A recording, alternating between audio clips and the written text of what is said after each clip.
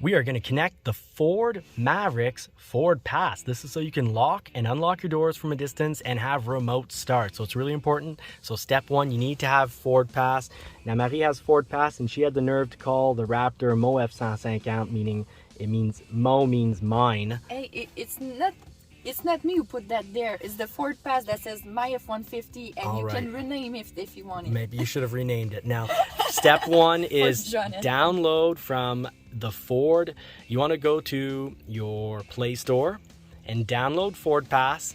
And if you already have a vehicle in there, you click on the top where it says the name of your vehicle and click Add a Vehicle.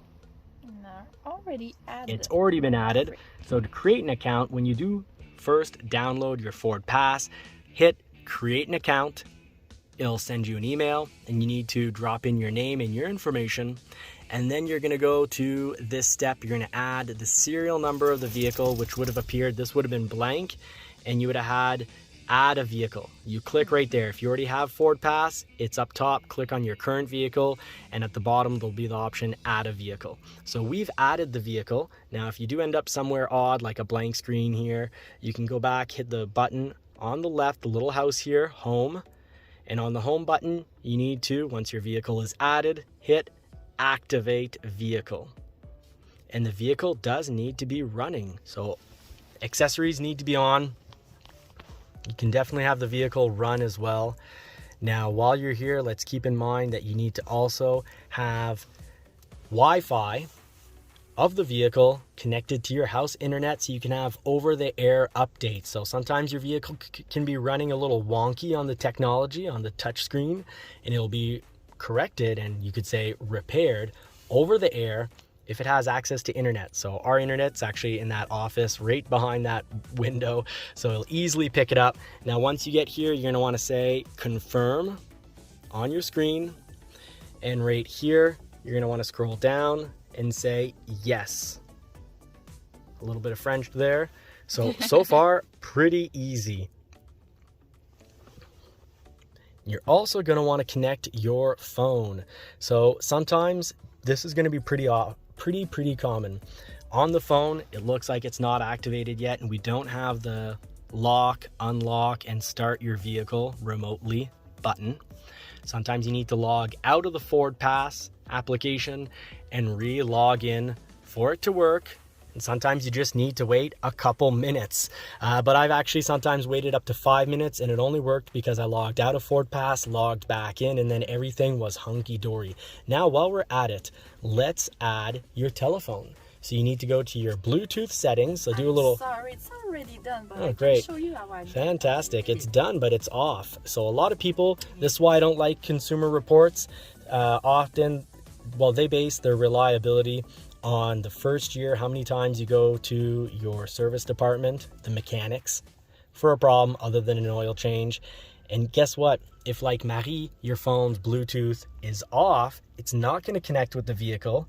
And with it not connecting to the vehicle, people come into the dealership and they say, my vehicle is broken. And that has the same amount of weight or importance, the same effect as if the motor blew or the transmission went. And Winston's crying because he thinks that's pathetic, don't you? Yeah, it's baby stuff. That's bad testing. So really complete, absolute hot garbage of a way to verify the dependability of a vehicle.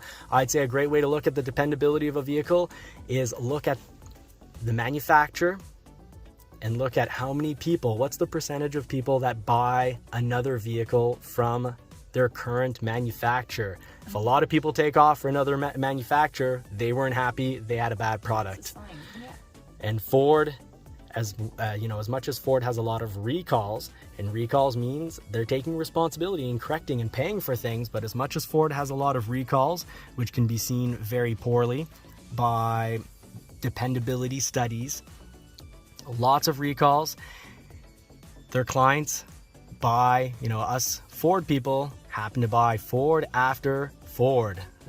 Ford is really a top company for years. They're number one for customers coming back. They've just been passed by Tesla, but that makes sense. You own a Tesla, you want another electric vehicle, the choices are very limited. They're starting to become more choices, but pretty much wait times everywhere. Now, for your phone, Yeah. Where did you go run off to here? So when I open my Bluetooth, I have the choice to link the Maverick. So you need to find the Maverick in the list. But before you do that, you need to actually often hit search. And then when Ford Maverick pops up, you hit Ford Maverick and you're going to need to say yes to all the permissions. It will show you a code in your phone and this screen, and they will ask if it's the same code. So to make sure you link the good cell phone with the car, you said yes on both screen and done. Now, to get to that point, you need to do two things. First, on the touch screen, you're going to hit phone. So sorry, that says téléphone, but you're going to hit phone. And you're going to hit, there's going to be a big button that says add. If you've already added one phone, it can seem a little confusing because it's no longer in that spot. If you've already added one phone, go to settings. And then once you're in settings, go to phone again.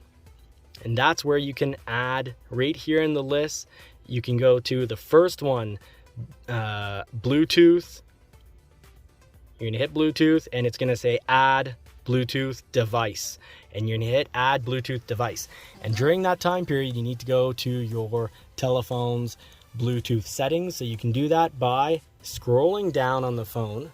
So when you scroll down, you see the little Bluetooth logo there.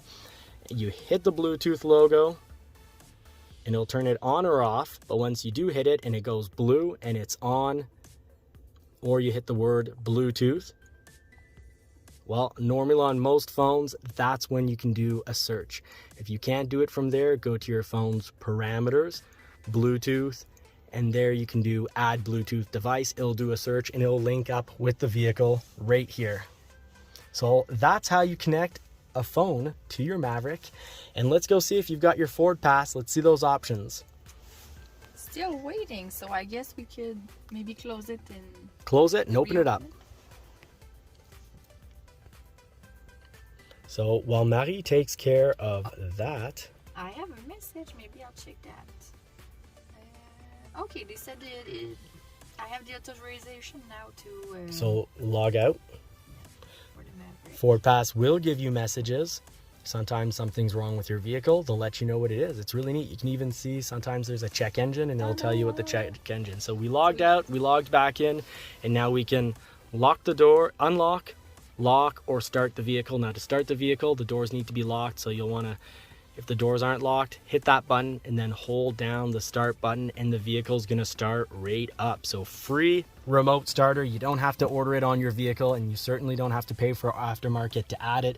And a lot of these aftermarket starters long term make it so that your vehicle does not start. It ruins the vehicle and it ends up costing, a lot of old mechanics are going to tell you, aftermarket starters break vehicles in the long run. Yeah, for Ford Pass is so convenient for that. So I hope this vehicle has been extremely helpful, and if it has, please hit like to help encourage the channel. Hit subscribe and that notification button so you don't miss any must-know information, tips, and tricks. Take care, everybody. In the meantime, we wish you, what do we wish them? More cars and more power. That's right. Take care, everybody.